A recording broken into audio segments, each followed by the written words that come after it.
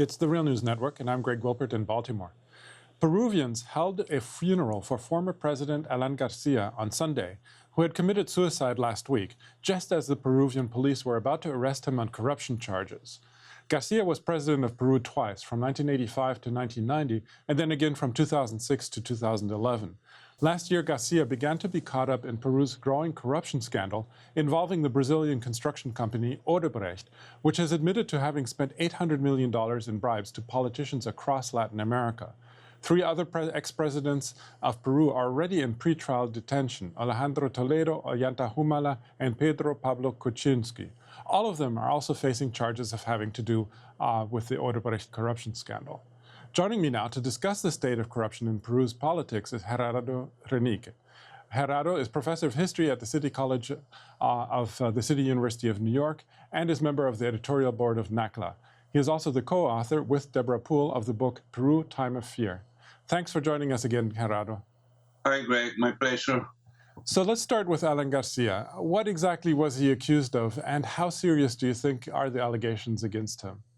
Okay, he was accused of taking bribes on a project of the construction of the Metropolitan Railway System during his first administration. And, Alan Garcia, he's been, evading justice for the last years. He was sort of as in Peru, sometimes they would call him the Teflon president. Nothing could stick. So finally, he was caught. He was cornered. Actually, tomorrow, a Peruvian prosecutor is interrogating Jorge Barata. Jorge Barata was the top executive representative of Odebrecht in Peru. Part of his plea agreement is that he was going to disclose and give all the details of the network of corruption set up by the company Odebrecht in Peru with functionaries of the administration of Alan Garcia. So now, in Garcia's suicide note, which his daughter read out loud at the funeral, Garcia says basically that he's innocent and that the charges against him are politically motivated.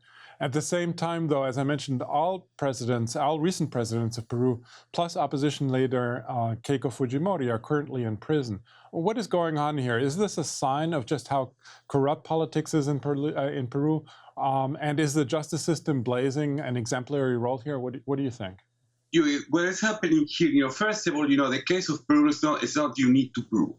I think that, behind, if we try to dig into the network of power, the network of relationship established by Odebrecht and other governments, I would say that it's a characteristic of the type of this, mafioso capitalism that have taken, control of large parts of, not only Latin America, but other parts of the world. The Odebrecht, actually, there are scandals related to Odebrecht from Argentina to Brazil, from Ecuador to Guatemala, Mozambique, Angola, and even in certain municipalities and regional governments in Spain. So what happened here is that together with the corruption cases, Alan Garcia established a very tight network of people in journalists, TV stations, radio stations, as well as within the judiciary. So for many years, that network have protected him. On one hand, you had the judiciary that make impossible to prosecute Alan Garcia, and on the other one, the traditional media that he would use certain people very well positioned in this media to amplify his rebuttals of the accusations. Alan Garcia was an extremely skillful person and, a very wise politician. So all this time he was able to do that. But what has happened, what has created the opening, as you just mentioned, it's the case that today we have a new class, a new group of young, brave, very professional prosecutors and judges. That's one. The other important factor is the existence of a very strong social movement in defense of historical memory, as they describe themselves. These are two components. All the human rights organizations, all the different associations of relatives on people that were tortured, disappeared during the decade of the counterinsurgency war against Shining Path. And on the other hand, a very strong movement, that erupted in Peru during the 2016 election. During the 2016 election, when Alan Garcia got 6% of the vote, and the most, the favorite candidate was Keiko Fujimori. So the election, they brought a large coalition of people, a movement that, made up of human rights organizations, labor, and particularly young people, rejecting the candidacy of Keiko Fujimori. So it's under those conditions, and a last element, the existence of very strong social media and a certain number of investigative reporters that are the ones that have disclosed these elements. Now, this is not only something happening in Peru, what also favored or galvanized this movement against corruption was the disclosures of WikiLeaks. In WikiLeaks, that they disclosed all the under-the-table negotiations of Peru and the U.S. for the Trans-Pacific Pact. And on the other hand, the Panama Papers. The Panama Papers, disclose information about all the former presidents, Toledo, Kuczynski, and particularly Alan Garcia. So all that, created the perfect storm, the coalescence of all these different trends, the judiciary, social movements, the existence of investigative reporters, and social media. While Alan Garcia was controlling sectors of the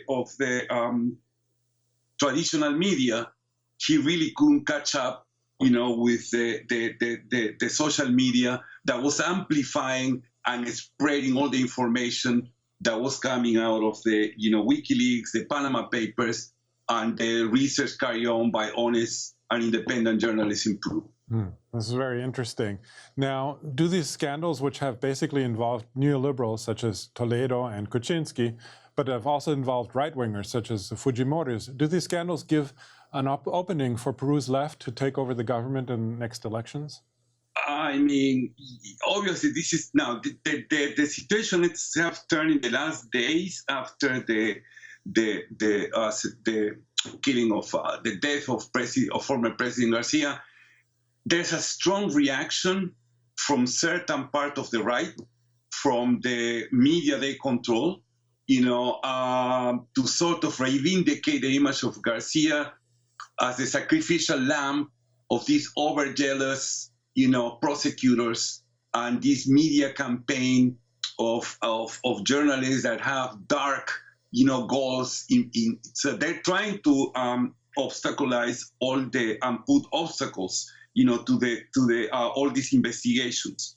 But on the other hand, there's a strong social movement and a strong public opinion that is trying to counteract that. Now, the problem is that the left in Peru, as is the case in many cases in Latin America, after the left, in the last elections, got a very good, results, was a third political force almost immediately after that, and this seems to be a disease of the Peruvian left and the Latin American left in general. The left at the moment is split in two fronts. So yes, the possibilities for a resurgence of the left are going to be there. But now, tomorrow, one of the Peruvian prosecutors is going to start obtaining declarations from Jorge Barata. Part of his plea deal with the Brazilian justice and with the Peruvian justice is that he has to disclose he has to tell the truth. It's a sort of the deal that they work out with, in the case of Trump here, with a coin. So we're going to see what are going to be, the one new or proofs or one new evidence, is going to come out of this process. But on the other hand, you mentioned the case of former presidents and Garcia himself. There's a number of people in the judiciary, former functionaries of the state, members of Alan Garcia party that are at the moment either in detention or they have, corruption cases pending against them. So there's going to be plenty, material for this battle, to keep going. I mean, this is going to be I think it's going to be a long process.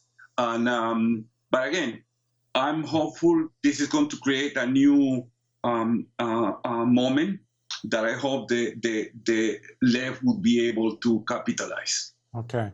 Well, we're going to continue to follow it as it develops, but we're going to have to leave it there. I was speaking to Gerardo Renique, professor of history at the City College of the City University of New York. Thanks again, Gerardo, for having joined us today. Thanks to you, Greg, and have a good day. And thank you for joining the Real News Network.